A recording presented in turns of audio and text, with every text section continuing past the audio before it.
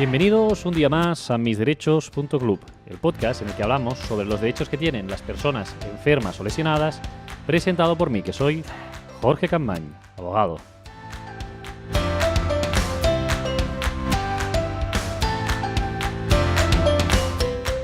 Muy buenos días a todos y feliz martes 26 de febrero de 2019 y en este episodio, que es el número 81, que vamos a dedicar a entrevistar al doctor Tatay.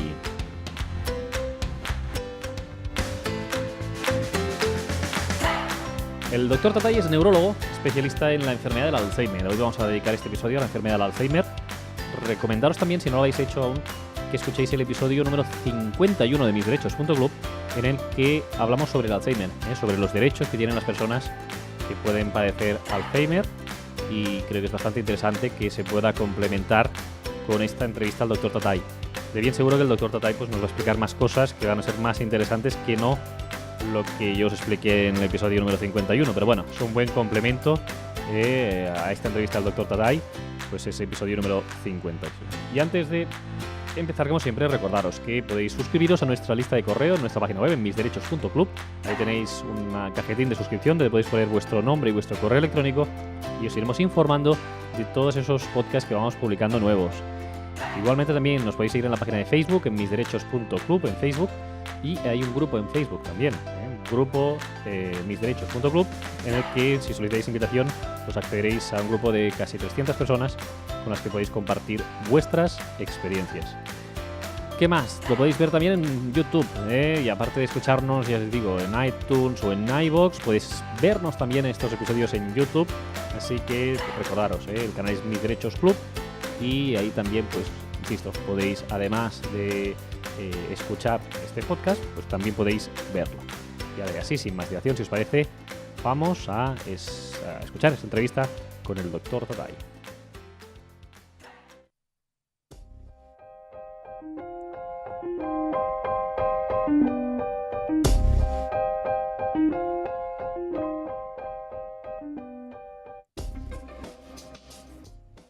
En misderechos.club hoy tenemos el placer de contar con el doctor Tatay para hablar de una de las enfermedades neurológicas que afectan a más personas, sobre todo de avanzada edad, que es el Alzheimer. El doctor Tatay es neurólogo especialista en Alzheimer, es director de la clínica Tatay, vinculada a hospitales Vitas Niza en Valencia y Castellón, y es profesor de la Universidad CEU de San Pablo de Valencia y autor de varias publicaciones científicas y libros. ¿Qué tal, doctor Tatay? Hola, encantado. Buenos días. Muy bien, pues vamos a empezar con esta entrevista y la pregunta que siempre hacemos es que nos expliquéis pues cuál es esta enfermedad, ¿no? En concreto la de hoy del Alzheimer. ¿Qué es el Alzheimer?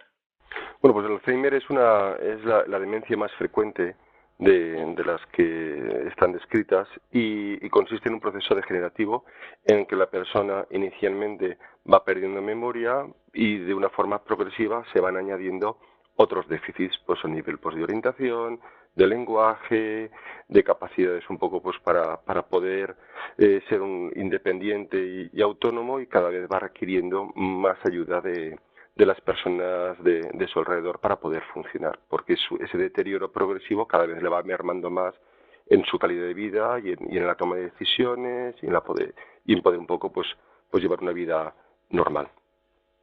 ¿Y por qué se produce el Alzheimer? ¿Cuál es la causa? Pues se sabe más o menos lo que ya se sabía hace ya unos cuantos años, cuando Alzheimer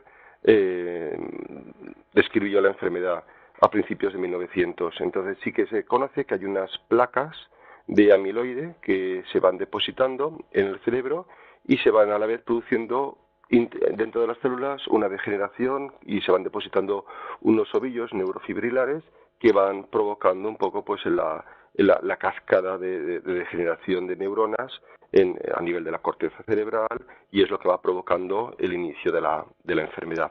El por qué se produce ese acúmulo de proteína tau, de beta-amiloide, es lo que todavía se está investigando, y es una puerta abierta a poder, sabiendo la causa, luego buscar tratamientos más eficaces, pero todavía el porqué de todos esos eventos se desconoce.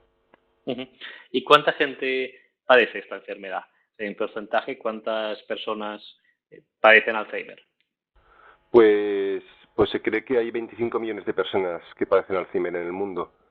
Y es una enfermedad bueno, pues que cada vez tiene más prevalencia, que está relacionado mucho con la edad y se prevé que dentro de 20 años pues hayan 70 millones de nuevos casos en todo el mundo.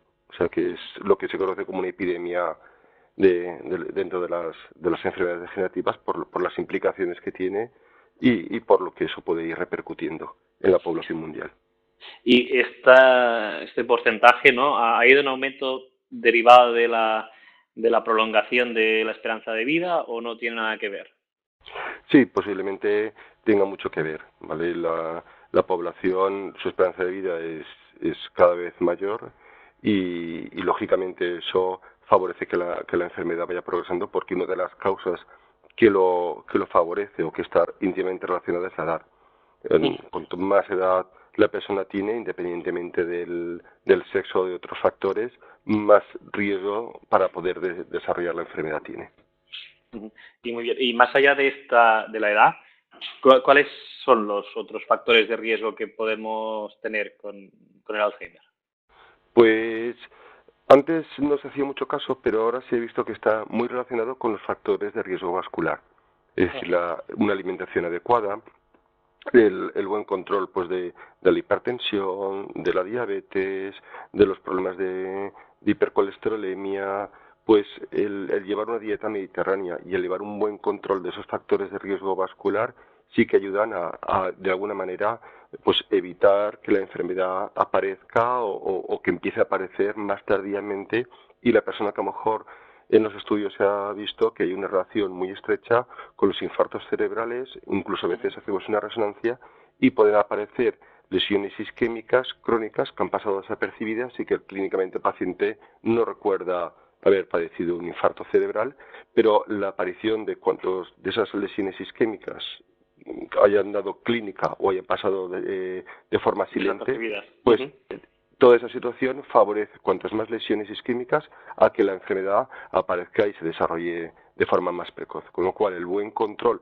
de esos factores sí que sería una manera un poco de retrasar la evolución. Y luego hay un porcentaje también de antecedentes familiares que es importante hacer hincapié en que la enfermedad de Alzheimer no es una enfermedad hereditaria. ¿Vale? Es una enfermedad en el 1%, entre el 1 y el 5%, dependiendo de los estudios, sí que hay formas familiares, pero las formas familiares tienen una herencia autosómica dominante. Eso significa que el 50% de los descendientes van a padecer la enfermedad y a su vez el 50% de esas personas. Es decir, que en una familia tiene que estar, pues, por ejemplo, pues la abuela padecía la enfermedad y de esos 4 hijos, 2 de ellos padecen la enfermedad y a su vez la mitad de los hijos de esas personas también la enfermedad. Es decir, que tiene que haber una carga familiar muy importante. Eso no significa, y esas son formas familiares que están descritas, pero eso no es lo habitual. Lo normal es que, también es cierto, como es una enfermedad muy prevalente, en todas las familias puede haber algún paciente con enfermedad de Alzheimer o con una demencia, porque eso es otra cosa. No todas las demencias son enfermedades de Alzheimer. ¿Y qué diferencias habría, doctor, entre el Alzheimer y otro tipo de demencia? Pues digamos que el Alzheimer es un tipo de demencia, es la más frecuente, ¿vale? Pero dentro de las demencias hay muchos tipos. Está la demencia vascular, está la demencia frontotemporal, está la demencia asociada a enfermedad de Parkinson, a enfermedad de cuerpos de Lewy. Entonces, cada demencia tiene unas características. Lo que pasa es que muchas veces la gente asume como tener demencia como si fuera una patología más leve, más banal, menos agresiva, y cuando a un paciente le diagnostican de enfermedad de Alzheimer, como que es un proceso mucho más agresivo y más complicado. Y hay formas de Alzheimer que con un diagnóstico precoz y con la medicación, pues a lo mejor pueden tener una evolución progresiva, es evidente, no nos vamos a engañar, pero bastante aceptable, y a lo mejor hay otras formas de demencia que no son Alzheimer, que son mucho más agresivas y con una evolución más agresiva y más rápida. Muy bien. Y en cuanto a lo que sería los síntomas, es decir, cuando una persona padece Alzheimer, ¿cuáles serían esos principales síntomas que se tienen, y a diferencia quizá de estos otros tipos de demencias que nos comentabas? Vamos a ver, muchas veces el inicio es común en todas las demencias. No nos ayuda, bueno, hay algunas peculiaridades que sí, pero muchas veces es difícil en un paciente de entrada cuando le diagnosticas una demencia solamente por la clínica poderlo etiquetar si es una enfermedad de Alzheimer o es otro tipo de demencia. Muchas veces va a ser la evolución y la aparición de algunos síntomas o cómo va progresando la enfermedad lo que nos ayuda a poder establecer ese diagnóstico. Pero el síntoma fundamental, como todo el mundo conoce, es la pérdida de memoria. ¿Vale? Y esa pérdida de memoria tiene que ser una pérdida de memoria. Habitualmente pierde la memoria en las cosas recientes, inmediatas, recuerdan muy bien cosas antiguas, incluso de su infancia o de su juventud, e incluso con detalles muy claros, pero la memoria del día cotidiano a corto plazo pues es la que se va perdiendo con más facilidad. Y lógicamente, junto con la pérdida de memoria, y eso es lo más importante, aparte de que es un proceso progresivo, es decir, que cada vez esa pérdida de memoria va siendo mayor, tienen que aparecer otros fallos, otros déficits, pues por ejemplo a nivel de orientación, o dificultades para manejar el dinero, o para conducir, para tomar decisiones en el trabajo. Entonces, a nivel de lenguaje, la fluidez para encontrar las palabras cada vez les va costando más, o pierden el hilo de la conversación con más facilidad. Entonces, no es solamente un problema de pérdida de memoria, porque pérdida de memoria hoy en día, por encima de los 45 o 50 años, pues la mayoría de las personas, y sobre todo muchas veces en situaciones de estrés, de sobrecarga laboral, pues es una queja fundamental o muy frecuente por el que acuden a la consulta. Para hablar de demencia tiene que haber, aparte de esa pérdida de memoria, una repercusión en otras áreas. Y que eso empiece a repercutir en la vida cotidiana del paciente, evidentemente. Y en cuanto a esto que nos decías de la memoria reciente, ¿no? Que quizás es una de las características principales, esta memoria pasada que nos decías, Sí. ¿es que salga más en el concepto? O sea, ¿se aumenta esta en detrimento de la otra o es que la memoria pasada sigue siendo la misma que tenías? Porque Yo creo que pues eso es una buena pregunta porque se desconocen un poco las bases, no se sabe por qué ocurre así. Parece que las neuronas que empiezan a degenerar primero a nivel temporal y del hipocampo son esas neuronas que retienen lo que es la memoria inmediata, la memoria de fijación, y al bloquearse esos circuitos, pues parece que el paciente recuerda mejor pues la memoria antigua, la memoria remota. ¿De acuerdo? Y en cuanto vamos a los tratamientos, el diagnóstico me imagino que se hace por parte del neurólogo, ¿no? Y con algún tipo de test también a los que se someten, además de pruebas diagnósticas Claro. y demás. Pero, ¿cuáles son esos tratamientos? Una vez se ha hecho ese diagnóstico por parte del neurólogo, ¿qué tratamientos contáis para poder tratar a un paciente con Bueno, Alzheimer? claro, primero, lo primero principal es confirmar el diagnóstico y una vez establecido el diagnóstico hay unos tratamientos que se llaman no farmacológicos y esos tratamientos no farmacológicos son sobre todo el hacer ejercicios de estimulación cognitiva, apuntar al paciente a talleres de memoria, el leer mucho, el hacer sudokus, sopa de letras, hacer puzzles, jugar al parchís, a las cartas, al ajedrez. Igual que es bueno llevar por lo que comentábamos al principio, de un buen control de los factores de riesgo vascular y llevar una dieta sana y evitar el sedentarismo, pues a nivel intelectual también es bueno el llevar una especie como de gimnasia, de actividad mental, y eso es fundamental. Y se ha visto que los pacientes que se les da tratamiento y además hacen ejercicios de estimulación cognitiva tienen una evolución mejor que aquellos que solo reciben tratamiento médico. O sea que el problema que muchas veces nos vemos es que el paciente, como nota que le cuesta, siempre tiene alguna excusa para evitar el hacer esos ejercicios, el ponerse a leer. Entonces, claro, pues muchas veces la familia se ve un poco en la tesitura de que me sabe mal, que no sé, pero sí que tienen que todo el mundo entender que eso es fundamental. Y si en casa no encuentran el momento ni siempre dicen, pues mira, voy a buscar una hora para hacer ese tipo de actividad y ejercicio, pues lo mejor es ir a talleres de memoria o a centros especializados con otras personas que ya, al ser un poco del entorno, pues crean un poquito esa obligación y a veces lo que no hacen en casa, en los talleres de memoria, pues los pacientes sí que son más receptivos y trabajan mejor. Y luego la familia lo dice, pues mira, desde que va a los talleres de memoria lo vemos mejor, lo vemos pues en algunos aspectos, pero a lo mejor pues a nivel de lenguaje o a nivel de atención o pues como que sí que nota no solamente es frenar la evolución, sino que en algunas áreas sí que notan una cierta mejoría. Pero sobre todo lo que se está buscando es frenar la evolución de la enfermedad. Y además de los ejercicios de estimulación cognitivo, que como acabo de comentar, es muy importante y tiene que ser eso a diario. No me vale hacer los ejercicios una vez al mes o una vez a la semana. Tiene que ser de forma muy continua. frecuente, claro. Claro, junto con eso luego hay medicamentos que son inhibidores de la acetilcolinesterasa y la memantina. Y son buenos fármacos, pero que lamentablemente tenemos unas limitaciones porque no me van a ayudar a recuperar la memoria, ojalá, sino los fármacos que hoy día disponemos lo que me van a ayudar es a frenar la progresión de la enfermedad. Es decir, que solo la frenan y no evitan no, que se pueda recuperar ahora mismo. O sea, lamentablemente sí está habiendo varias líneas de investigación, pero a nivel de una respuesta satisfactoria, no. A nivel de lo que consiguen hoy en día estos fármacos, no nos podemos engañar, es frenar, que es mucho más que no tener nada. Pero bueno, que desde luego por eso tiene que haber pues un tratamiento combinado de esos ejercicios de estimulación y la medicación, y cuanto antes empiece con un diagnóstico precoz y antes se empiece con la medicación, pues lógicamente eso también se ve en los estudios, que el pronóstico va a ser mejor que el paciente que ya acude al especialista con una demencia ya muy evolucionada, que ahí lógicamente recuperar ese paciente va a ser más costoso y más complicado. Nos apuntabas ahí, más allá del tratamiento farmacológico que sirve para esto que nos decías, ¿no? De que no haya una degeneración pues más rápida, el hecho de hacer estas terapias, ¿no? De talleres y esos ejercicios propios del enfermo. Pero ¿hasta qué punto es importante la familia en el tratamiento de un paciente de Alzheimer? Fundamental, es clave.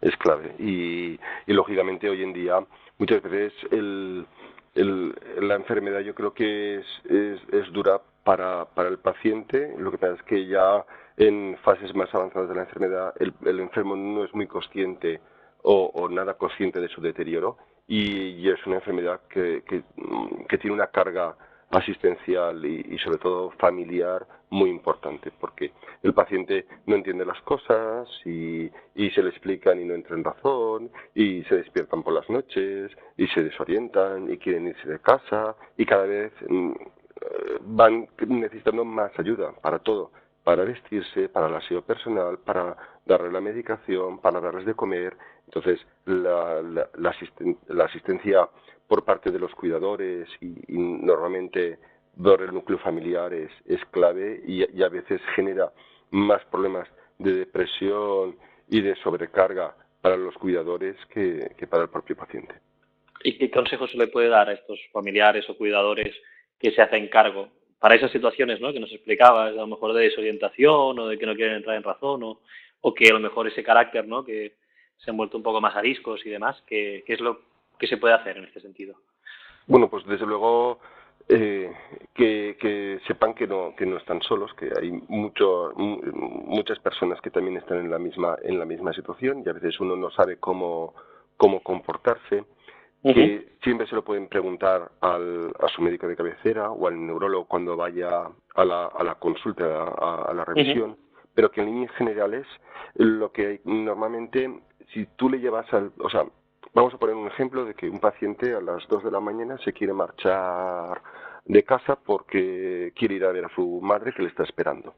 En esa situación, sí, yo le puedo explicar que no, que es de noche, pero si el enfermo no entra en razón y sigue así, lo mejor es distraer la atención. Cuanto más yo le lleve la contraria, el enfermo se va a poner más agresivo. Entonces, el distraer la atención, vale, pues ahora nos vamos a ir juntos, pero mira, ayúdame aquí a recoger estas cosas de la cocina, y a lo mejor se distrae su atención y esa situación un poco disminuye. ¿Vale? Si yo le insisto y me enfrento a él, su paciente, este paciente, pues posiblemente aún su estado de nerviosismo o incluso de agresividad puede ir a mayores. Y luego aparte también hay medicación que en momentos puntuales, si el enfermo necesita para dormir o para reducir esas alteraciones de conducta o de comportamiento, pues también muchas veces no solamente los fármacos son para ayudar a frenar la enfermedad, sino también es para mejorar el descanso, que el paciente tenga un sueño reparador o evitar esas situaciones de agresividad o de carácter o de comportamiento que en muchos momentos de la enfermedad pueden aparecer. Ujú. Correcto. Y ahora quería preguntarte una cosa de índole más técnica en cuanto a las limitaciones funcionales y en aras a valorar pues situaciones de dependencia, de discapacidad o de incapacidad laboral. Si nos puedes explicar un poco en qué consiste la escala GDS y qué uso hacéis los profesionales de esta escala o si hacéis uso de otro tipo de escalas. Vamos a ver, la escala GDS es una escala que nos da información sobre todo un poco del grado de deterioro que tiene el paciente o lo dependiente que es, ¿de acuerdo? Entonces, a más número, pues el grado de dependencia es mucho mayor. Lo que pasa es que nosotros, para poder valorar un paciente, no solamente nos basamos en esa escala, sino que se les hace a los pacientes un estudio neuropsicológico. Y en ese estudio neuropsicológico entran muchos test pues para ver a nivel de todo, pues el grado de dependencia, evidentemente, pero también a nivel de lenguaje, a nivel de orientación temporoespacial, a nivel de los distintos tipos de memoria, a nivel de cálculo mental, de razonamiento abstracto, de funciones ejecutivas frontales, de praxias, noxias. Entonces, en general lo que se hace es una valoración conjunta del paciente y ese estudio neuropsicológico es una de las herramientas más útiles en el diagnóstico de la enfermedad. Primero, porque en fases iniciales me ayudan a ver si realmente el paciente es una pérdida normal por los años, que no tiene mayor repercusión, o ya tiene criterios de una demencia, sea del tipo que sea. Y luego ese estudio neuropsicológico también me da mucha información a lo largo de la evolución de la enfermedad, se puede ir repitiendo para ver cómo el enfermo va evolucionando y ver qué grado de limitaciones tiene pues para tomar decisiones o para poder conducir o para poder sacar dinero del banco. ¿Vale? Y dependiendo de la evolución también me puede ayudar a cambiar la medicación si vemos que hay un empeoramiento, que el enfermo ha dado un bajón en su evolución, pues siempre se puede intentar cambiar la medicación y reforzar el tratamiento para ayudar un poco, pues lo que comentábamos al principio, frenar la enfermedad, que es lo que hoy en día más podemos hacer. Muy bien, y ya para acabar y no robarle más tiempo al doctor, nos gustaría preguntar sobre en qué estado actual se encuentra la investigación de esta enfermedad. Pues, hombre, es una enfermedad que se están haciendo estudios y ensayos clínicos en todo el mundo y hay casi 300.000 ensayos clínicos en estos momentos en marcha y se están haciendo avances sobre todo en las causas de la enfermedad, ver un poco cuál es el origen, porque sabiendo cuál es la causa, evidentemente se pueden luego aplicar tratamientos en concreto a ese origen que está desencadenando la enfermedad y luego tratamientos sobre todo a nivel de lo que es la proteína tau, la beta-amiloide, para ayudar un poco a frenar la progresión de la enfermedad, ¿de acuerdo? Pero bueno, son tratamientos que todavía están en fase de experimentación y que eso se pueda traducir en poder prescribir un fármaco a finales de este año nuevo, pues posiblemente todavía tarde un poquito más en llegar. Pero bueno, la esperanza hay que mantenerla porque sí que se están haciendo muchos avances en la investigación, pero bueno, todavía son avances que tendrán que llegar a medio o largo plazo.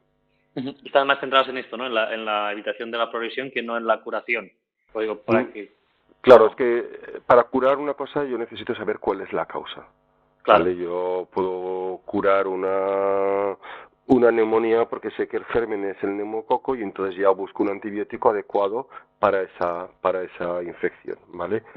Aquí, hasta que no sepamos la causa, el por qué aparece ese depósito de placas y de neurofilamentos en el cerebro que van provocando toda esa degeneración, lo que intentamos es frenar. Yo creo que las líneas van sobre todo encaminadas a frenar un poquito esa progresión. Si encontramos la causa, ese sería el primer paso para poder poner en marcha un tratamiento eficaz y que lo curara.